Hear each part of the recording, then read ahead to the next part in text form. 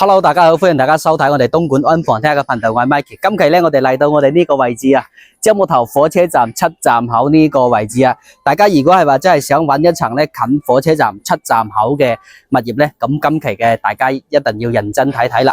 咁我哋企喺呢個位置咧，同大家介紹咧，我哋樟木頭火車站，你喺羅湖喺廣州坐火車過嚟咧，就喺呢度。7站到過到嚟呢度咧，我哋今日同大家介紹嘅咧係豪翠花園啊，就喺小區門口就係我哋嘅樟木頭火車站，即係喺嗰度行路行到呢度，我哋小區門口就喺呢一座。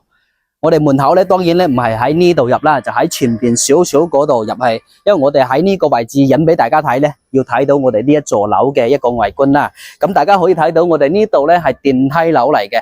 咁今日同大家介紹呢層樓咧，就係喺呢一座嘅樓上啦。咁呢一層樓咧總價咧就48萬啦，呢個價錢咧都唔係好貴。48萬可以買到咩樓咧？可以買到層84平方嘅3+1房，即係話3間房加埋個雜物房嘅一個狀態啦。咁呢層樓咧裝修狀態咧都係已經做過裝修噶啦，就係差少少家電。咁我哋呢個位置喺呢個位置咧都係非常之方便嘅。咁我哋而家上去睇下呢層樓係咪大家中意嘅。上到嚟呢個樓層啦，電梯嘅6樓就喺我哋樟木頭火車站門口呢度。今日帶大家睇呢個單位咧，係3+1房嘅豪翠花園。呢度嘅樓咧，業主都係有執過裝修嘅，就唔需要自己搞啦。咁呢個單位咧，其實一點嘅一個缺點就係呢個鑽石廳啦。咁睇下大家可唔可以接受啦。不過我哋呢個空間位置咧，都係最近火車站嘅7站就到啦。咁我哋呢個朝向咧係向南向嘅。呢度咧係向住入邊花園入邊係唔嘈噶啦。咁我哋下邊咧就係我哋嘅小區花園，對面嗰啲咧就係1期嘅一個步梯樓啦。我哋呢個位置咧相當之方便嘅。我哋呢度一個半圓少少嘅一個露台。咁我哋呢個騎樓咧有啲業主咧佢封埋窗，有啲業主咧就好似我哋呢個現狀咁樣啦。我哋現狀咁樣咧，大家就可以用到我哋通風透光噶啦。咁我哋轉翻入嚟睇睇我哋入邊嘅一個餐廳同埋客廳啦。我哋頭先同大家講嘅呢個客廳咧就係鑽石廳嚟嘅。咁我哋坐喺呢度咧就有少少唔方正啦。咁我哋如果係話想要擺正嘅拖正佢咧，就有少少難度啦。呢啲就係佢嘅缺點啦。咁我哋嘅一個餐廳位咧就方正位置嚟嘅。呢個餐廳位咧就比較方正啦，而且比較大少少。唯一一點缺點咧就係我哋嗰個客廳，我哋呢個窗呢度打開咧就兩邊對流噶啦，因為係南北對流嘅。呢層樓嘅價錢咧，頭先同大家介紹嘅咧，即係一啲都唔貴噶，總價48萬，仲可以傾價。呢個價錢就可以買到我哋嘅3+1房啦。入門處就喺呢個位置。我哋呢度電梯樓咧2梯8房，我哋睇睇廚房位啦。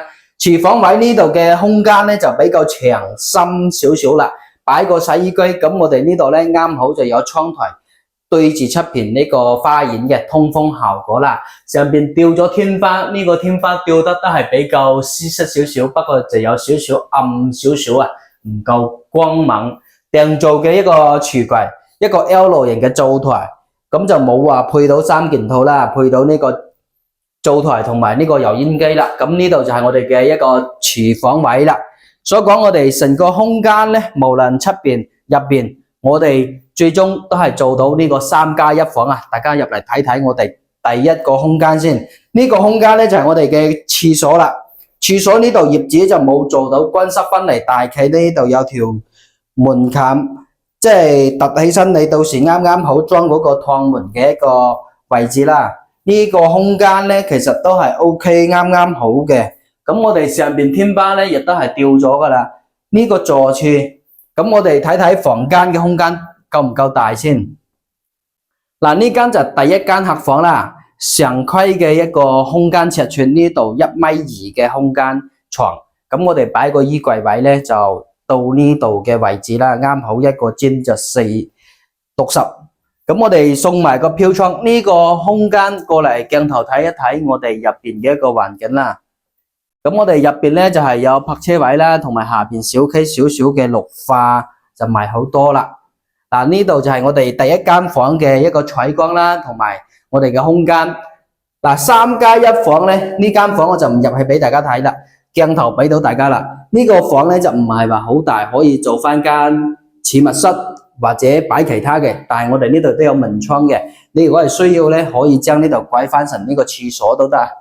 我哋再睇睇第三間房，嗱呢間房咧就會比第一間房闊落好多啦。呢度擺張米半嘅床，咁我哋呢度起碼呢個位置咧就方正嘅，咁整個衣櫃喺度就啱啱好啦。嗱呢個飄窗就比較大啲啦，差唔多就有90公分嘅一個闊度，長度就呢個房咁長啦。呢個位置都仲有空間嘅，佔個位。我哋呢度個樓咧雖然係有少少樓齡比較舊少少，但係我哋呢個位置咧就比較方便嘅。嗱呢個就主人房啦，呢個主人房咧就比較闊落啲嘅。咁我哋擺張米半嘅床，啱好就靠邊，我哋做到兩邊落地嘅。咁業主訂做嘅一排衣櫃啦，呢排衣櫃咧都 OK 嘅，深度同埋高度咧做到頂嘅。咁我哋成個衣櫃嚟講咧，呢個訂做嘅有嘢擺咧都夠用噶啦。嗱，呢間房咧就一個床頭櫃，而且我哋呢度仲有少少空間位啦。咁我哋呢個好處咧就係呢間房呢度都仲配送咗一個飄窗。呢個飄窗咧唔係好大，但係我哋呢度嘅採光咧都 OK 嘅。咁我就睇咗呢層樓咧，就總共有總共有3部冷氣，2間房同埋我哋嘅客廳啦。嗱呢層樓就基本上嘅裝修就介紹完啦。基本上咧呢層樓嘅硬裝咧就係有晒嘅，呢啲家私咧基本上都配齊啦。咁家電咧只有3部冷氣嘅，其他嘅家電咧需要自己去配啦。咁我哋呢個總價咧就48萬，喺我哋樟木頭火車站7站口就到我哋嘅屋苑啦。咁我哋直頭就係火車站門口嘅小企物業電梯嘅一個樓層啦。呢個價錢48萬，睇下大家有冇興趣啦。喺我哋樟木頭火車站呢個位置，翻到去羅湖都係20分鐘嘅。睇下大家有冇興趣，有興趣嘅過嚟現場實地睇睇樓都得嘅。